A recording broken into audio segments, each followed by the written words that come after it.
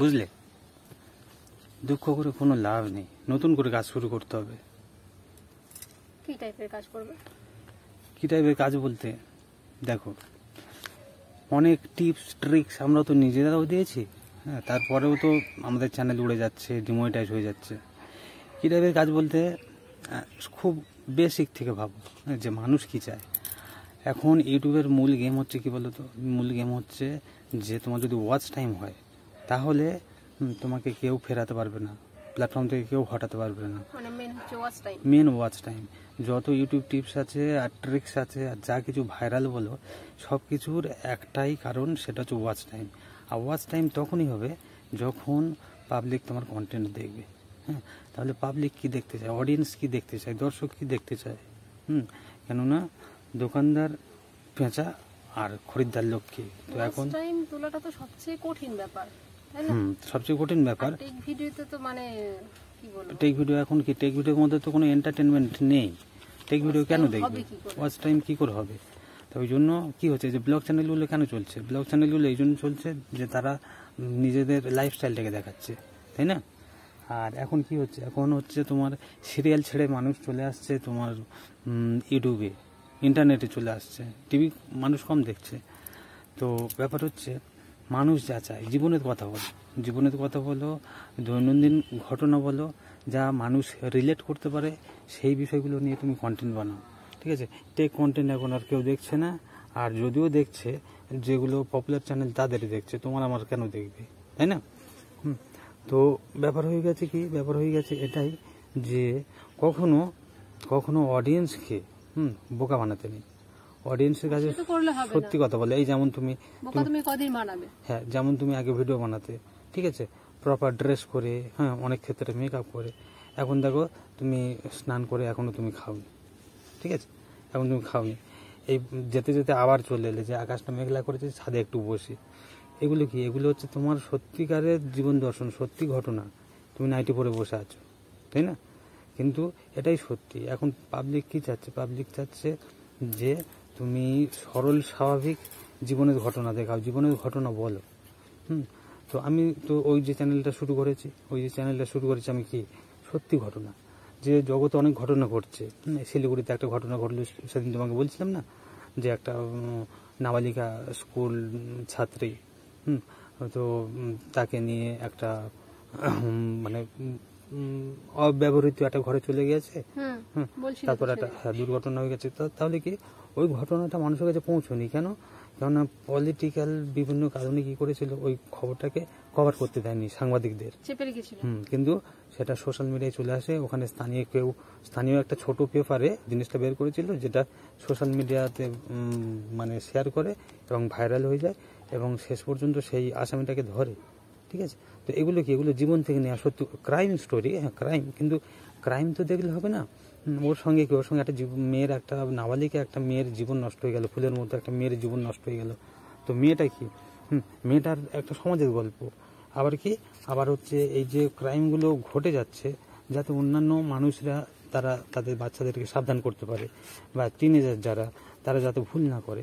তাহলে এটা কি, এটা সমাজের কাছে একটা বার্তা হয়ে গেল যে এই ঘটনা ঘটলো, নিঃসন্দেহে দুঃখজনক ঘটনা, কিন্তু সেটা যখন তোমার কন্টেন্টের মাধ্যমে তুলে ধরছো যে শিলিগুড়িতে এরকম একটা ঘটনা হয়েছে, তখন কি কিছু না কিছু মানুষের তো উপকার হবে, তাই না? এবারে ব্যাপার কি, জীবনের সঙ্গে তোমার জড়িয়ে থাকে কি সুখ দুঃখ, হাসি কান্না, গল্প, অভাব, হ্যাঁ, না পাওয়া, হ্যাঁ, এই যে ব্যাপারগুলো, এগুলো কি জীবনের ঘটনা তো না? তা ওই জন্য আমি যে স্টোরি চ্যানেলটা শুরু করেছি, রেসপন্স ভালো। এবার কি, তোমার রেভিনিউ কম, তোমার ওখানে ইনকাম কম, কিন্তু ইনকাম কম হলেও যদি তুমি স্যাটিসফাই থাকো, তুমি যদি তোমার কাজের মধ্যে খুশি থাকো, আর সর্বোপরি তো ওতে তো নিজেরও জ্ঞান হচ্ছে না, তাই না? তুমি ছোট করে ধীরে ধীরে যখন তোমার ভিউজ বাড়বে, ধীরে ধীরে যখন তোমার পপুলারিটি বাড়বে, হ্যাঁ, যখন তোমার সাবস্ক্রাইবার বাড়বে, যখন সব দিক থেকে তুমি ভালো রেসপন্স পাবে, তখন কি বলো তো, তখন ব্যাপারটা কিন্তু হচ্ছে তোমার টাকাটা মাইনে রাখবে না, তাই না? টাকার চেয়ে বেশি হচ্ছে তোমার কাজটা মূল্য পাবে নিজের কাছে। তো সেই হিসাবে আমি শুরু করেছিলাম। আমার মনে হয় তুমি কিছু কাজ শুরু করো যেগুলো জীবনের সঙ্গে যুক্ত, যেটা করে তুমি আনন্দ পাবে, যেটা তুমি যেখানে খুশি করতে পারবে। তোমার টেক ভিডিও করতে গেলে স্টুডিওর মধ্যে করতে হবে। হ্যাঁ, স্টুডিও তো সেই অর্থে নেই। আমাদের এখানে কি রয়েছে দেখো, আমাদের এখানে রয়েছে আমরা যেখানে এখন আছি নদী রয়েছে, বেড়াবার প্রচুর জায়গা রয়েছে। সেই সমস্ত জায়গাগুলোতে তুমি বেড়াতে যেতে পারবে, সেখানে তুমি কন্টেন্ট বানাতে পারবে, তাই না? তো এগুলো পজিটিভ সাইন, যেটা তোমার জীবনের সঙ্গে যুক্ত থাকবে, যে তুমি নিজেকে এক্সপ্লোর করতে পারবে, যে আমি এখানে যেতে পারবো, ওখানে যেতে পারবো, বদ্ধভাবে এক জায়গায় থাকবো না। আর কন্টেন্ট নিয়ে মাথা ঘামালে হবে না, মাথা খারাপ হয়ে যাবে। অ্যাকচুয়ালি তুমি ভেবে দেখো, এগুলো বলার নয় তবুও, যে তোমার চুল পরিষ্কার করা, হ্যাঁ, সময় মতো স্নান করা, হ্যাঁ, নখ কাটা পর্যন্ত, যারা অ্যাকচুয়ালি পেশাগত মানে ইউটিউবার আর কি, তারা এটা রিলেট করতে পারবে যে পায়ের নখ কাটার সময় থাকে না, চুলটা যে শ্যাম্পু করবো, চুল পুরো ভূতের মতো হয়ে যাচ্ছে, জট পাকিয়ে যাচ্ছে, চুল কাটার সময় থাকে না। তারপরে অনেক সময় আপলোড করতে গেলে নেটের সমস্যা থাকলে স্নানও করা হয় না, আর খাওয়া তো কোনো সময় হয় না। তারপরে ঘুম, ইউটিউবারদের ঘুম বলে কিছু হয় না, তাই না? হ্যাঁ, তো এই যে কষ্ট করেও যদি এই ফল হয়, তাহলে হ্যাঁ, এগুলো থেকে একটু দূরে, হ্যাঁ, একটু প্রাকৃতিক সংস্পর্শে থাকতে পারবো, একটু মানে নিজেদের জীবন বোধকে উন্নত করতে পারবো, নিজের সঙ্গে একটু সময় কাটাতে পারবো, ফ্যামিলির সঙ্গে সময় কাটাতে পারবো। তো এইটা মনে হয় খুবই দরকার এখনকার সময়। তা সেই হিসাবে বলছে, দুঃখ করে কোনো লাভ নেই। আমি স্ট্রেট কাট যেটা বুঝি, দুঃখ করলে দুঃখের কেউ মূল্য দেবে না, চোখের জলেরও কেউ মূল্য দেবে না। তোমার তুমি যে ডিপ্রেশনে রয়েছো না টেনশনে রয়েছো, হ্যাঁ, কেউ কোনো মূল্য দেবে না। শুধু তোমাকে মূল্য দিয়ে এর চিকিৎসা করাতে হবে, তোমাকে ডাক্তার কাছে যেতে হবে, উল্টে তোমাকে দিতে হবে এবং বলতে হবে। হ্যাঁ, সুতরাং এই জিনিসগুলো থেকে বেরিয়ে এসে চলো অন্যভাবে কাজ শুরু করি। আমি করেছি, তুমিও করো, এখানে আফসোসের কোনো জায়গা নেই। এগুলো পার্ট অফ লাইফ, হ্যাঁ, জীবনে এগুলো ঘটবে, ঠিক আছে? তুমি যদি মনে করে থাকো যে 8 বছর চলছে না চ্যানেলটা তোমার, হ্যাঁ, 8 বছর তো যে চ্যানেলে কাজ করছে সেটা ডিমোনেটাইজ হয়ে গেল, খারাপ লাগবে। এবং ওই চ্যানেলটা কিন্তু 4000 ঘন্টা ওয়াচ টাইম, 1000 সাবস্ক্রাইবারের রুলস তখন ছিল না, তাই না? তো মনে করো না যে ওই রুলস এখন আমার কমপ্লিট করতে হচ্ছে, যেহেতু ছিল না কমপ্লিট করতে হচ্ছে। তো মনে করাটা খুব সহজ, কিন্তু করতে গেলে তো আঘাত লাগে, তাই তো? তোমার ওরকম করলে হবে না, ভাবতে হবে, তোমাকে পজিটিভ ওয়েতে তোমাকে ভাবতে হবে। আজকে তুমি দেখো না, হ্যাঁ, যে কি অবস্থা হয়ে আছে। 1 কোটি সাবস্ক্রাইবার, তোমাকে আমি দেখেছি না, 1 কোটি সাবস্ক্রাইবার, সে ভিডিও ফেললে 1000 ভিউ হয় না, হচ্ছে না? যে শর্ট চ্যানেলগুলো করেছে তুমি দেখবে 70-80 লক্ষ সাবস্ক্রাইবার, তাদের প্লে বাটন দিয়ে দিয়েছে, হ্যাঁ, দুটো প্লে বাটন দিয়ে দিয়েছে, 3টে প্লে বাটন দিয়ে দিয়েছে, তারপরে চ্যানেল তুলে নিচ্ছে, হয়েছে না? না, রিইউজড কন্টেন্ট। আরে রিইউজড কন্টেন্ট যদি হয় তাহলে প্লে বাটনগুলো দিচ্ছিস কেন, টাকা কেন দিচ্ছিস? প্লে বাটনগুলো যখন দেওয়া হচ্ছে তখন চেক হচ্ছে না। তুমি দেখো, একটা রিইউজ কন্টেন্ট, একটা চ্যানেল দেখছিলাম, কি টেক্স রেয়াংস না কি এরকম সামথিং একটা নাম, ঠিক আছে? সে 2.5 মাস কাজ করেছে, 2.5 মাস কাজ করে সে ডায়মন্ড প্লে বাটন পর্যন্ত নিয়ে নিয়েছে।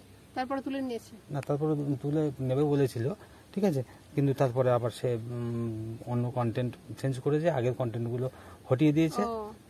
তা 2.5 মাসে যদি সে ডায়মন্ড প্লে বাটন পেয়ে গেল, হ্যাঁ, অথচ তুমি দেখো যে অনেক ভালো ভালো ক্রিয়েটার আছে যারা এখনো পর্যন্ত গোল্ডেন প্লে বাটন পায়নি, ঠিক আছে? তাহলে কি মূল্যায়ন থাকছে? আচ্ছা চলো ঠিক আছে, লং ক্রিয়েটর যারা তারা যে কন্টেন্ট বানাচ্ছে, তো তাদের লং ক্রিয়েটরের কন্টেন্টে তো ভিউ কম হবে তো, আর শর্ট ক্রিয়েটরের কন্টেন্টে তো হচ্ছে তোমার 1 ঘন্টায় তো লাখ ভিউ হচ্ছে, তাই না? তাহলে প্লে বাটন তো আলাদা করতে পারে, যে শর্ট ক্রিয়েটর যারা ওদের প্লে বাটন আলাদা, আর লং এদের আলাদা, কারণ লং এ যে পরিশ্রম, হ্যাঁ, শর্টে তার পরিশ্রম আলাদা, দুটো আলাদা, তাহলে আলাদা করা দরকার নয়? তাহলে এবারে আলাদা করা তো দরকার, কিন্তু করছে না। শোনো, পাড়ার নাটকে হ্যাঁ, সেরা অভিনেতা হলো, হ্যাঁ, আর রাষ্ট্রীয় পুরস্কার পেল একজন সিনেমায়, দুটো কি এক হওয়া সম্ভব? কিন্তু ইউটিউবের কাছে সব সম্ভব।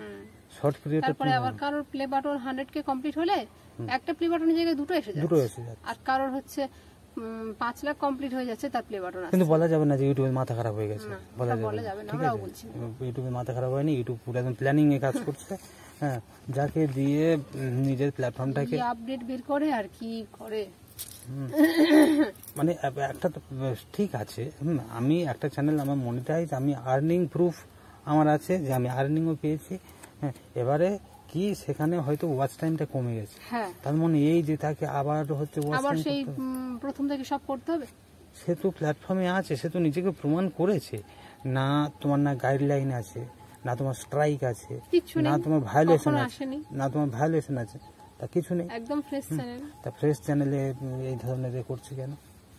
কেন তুমি দেখতে পাচ্ছ না? তাদের জন্য অন্য নিয়ম করুক, যারা হয়তো আপলোড করছে না তাদের নিশ্চয়ই আপলোড করলে টাকা পাবে, তাহলে আপলোড করছে না যখন, তখন নিশ্চয়ই অন্য কোনো কারণ আছে, তাহলে তাদের জন্য অন্য কোনো নিয়ম করুক। এগুলো কোনো ব্যাখ্যা নেই গো, ব্যাখ্যা নেই, আছে ও কোনো লাভ নেই। কেননা যখন কি হয় বলতো, যখন মানে জিনিসটা ব্যবসায় পরিণত হয়ে যায় না, হ্যাঁ, সেখানে প্রশ্ন রাখাই বেকার। যে কোনো ক্ষেত্রে তুমি দেখবে, তুমি একটা নতুন জিনিস বেচছো, নতুন তুমি ব্যবসা শুরু করেছো, তুমি তখন যে কোয়ালিটি দেখবে না, যখন তোমার প্রচুর খরিদ্দার হয়ে যাবে, তখন তোমার হচ্ছে কোয়ালিটি খারাপ হয়ে গেলেও তোমার মানে খরিদ্দার কমবে না। হ্যাঁ, আর তোমার কিছু যায়ও আসে না, 2-4টে যদি তোমাকে অপছন্দ করে এড়িয়ে যায়, তা সেরকমই একটা ব্যাপার হয়ে গেছে। ওই জন্য দেখবে যে কোনো কোম্পানি যদি কোনো ফোন বা কোনো প্রোডাক্ট লঞ্চ করে, প্রথমে যেটা লঞ্চ করবে না সেটা হচ্ছে পারফেক্ট হয়, একদম পারফেক্ট। হ্যাঁ, আর তারপরে কি বলতো, তারপরে একদম ভুজি চলে আসে। নোকিয়ার ফোনের কথা মনে আছে? তাহলে নোকিয়ার ফোন, সেই নোকিয়া কোম্পানি এখন নেই। তাহলে তো এগুলো হচ্ছে বিজনেস, এগুলো হচ্ছে খেলা। তো ইউটিউব এখন গেম করছে, যে কাদের রাখবো আর কাদের ছাড়বো, এইসব ব্যাপার চলছে। একটা হিন্দি ক্রিয়েটর আছে, হিন্দি ক্রিয়েটর দীপক দেইয়া, বুঝেছো? ভালো, আমি ফলো করি। তা সে বলছে যে ইউটিউব ইভেন্টে এডুকেশনাল ক্যাটাগরি থেকে শুধু ওকে ডেকেছে, আর ডেকেছে কাদের? সব শর্টস ক্রিয়েটর। বলে আমি ইউটিউবে আছি 6 বছর, কিন্তু আমি কারো চিনি না, ঠিক আছে, আমি কারো চিনি না, এবং তাদের স্টেজ শেয়ার করতে দিচ্ছে, তাদের বক্তব্য রাখতে দিচ্ছে, মানে তাদের বিভিন্ন দায়িত্ব ভাগ করে দিয়েছে আর কি, ঠিক আছে। আর এ হচ্ছে সেখানে দর্শক হয়ে আছে, হ্যাঁ। অথচ দীপক দেওয়া কিন্তু নিজে মোটিভেশনাল স্পিকার, কতগুলো জায়গায় বক্তব্য রেখেছে, হ্যাঁ, এবং ওর হচ্ছে মোটিভেশন চ্যানেল, প্লাস হচ্ছে ইউটিউব টিউবসের চ্যানেল। মাস্টার লোককে তারা চিনতে পারেনি, আর যেখানটা গিয়েছে কারোর চিনতে পারেনি, ঠিক আছে। যদি ইউটিউব ইভেন্টে দীপক দেওয়াকে যদি তারা চিনতো, তাহলে ওকে তো স্টেজে কিছু বক্তব্য রাখার জন্য বলতো, তো ওকে বলেনি। আর যারা বক্তব্য রাখছে ও তাদের চেনেনি। আর বুঝতে পারছো যে পরিস্থিতি কোথায় গিয়ে দাঁড়িয়েছে? তো এই হচ্ছে ঘটনা। হ্যাঁ, ওসব ছাড়ো, আমি যেটা বললাম ওটা মনে রাখো, যে সামাজিক যে ঘটনাগুলো ঘটছে, যেগুলো নিউজ চ্যানেলে দেখাচ্ছে, হ্যাঁ, যে দুর্নীতিগুলো ঘটছে, বা যে সমস্ত সমসাময়িক যে বিষয়গুলো ট্রেন্ডিংয়ে রয়েছে, ঠিক আছে, হ্যাঁ, যেগুলো সমাজের উপকারে লাগবে, মানুষের জানার প্রয়োজন, যেগুলো তোমার সমাজ পরিবর্তনের জন্য মানুষ শিখতে চায়, জানতে চায়, ঠিক আছে, শিক্ষামূলক যেগুলো আর কি, ঠিক আছে, শিক্ষামূলক যেগুলো সব বয়সের মানুষের জানার দরকার, তো সেই বিষয়গুলো নিয়ে কাজ শুরু করো। ওতে কী হবে, তোমার জ্ঞান প্রতিভা আরও বাড়বে এবং মানুষ তোমার থেকে উপকৃত হবে, বুঝতে পেরেছো? তো সেই বিষয়ে দৃষ্টিপাত করো, আর সেই বিষয়গুলো নিয়ে কাজ করার চেষ্টা করো, সব দিক থেকে মনে হয় সেটা বেটার হবে। হাহুতাশ আফসোস করে কোনো লাভ নেই, নিজেকে ছোট মনে করে কোনো লাভ নেই। আর এটা করলে ভালো হতো, ওটা আমার করা উচিত ছিল, ওসব কিচ্ছু না। যা ঘটে গেছে, যা পাল্টানো যাবে না, সেই বিষয়গুলো ভাবাই বেকার। যেটা ঘটে গেছে ছেড়ে দাও, যদি কিছু পরিবর্তন করা যায় তো করে নাও, আর না হলে নতুন পথ তৈরি করো, বাস। আমি যেটা বুঝি, বুঝতে পেরেছো? হ্যাঁ, তো মেঘলা কিন্তু এরকম হয়ে থাকবে, বৃষ্টি হবে বলে মনে হয় না, ঠিক আছে।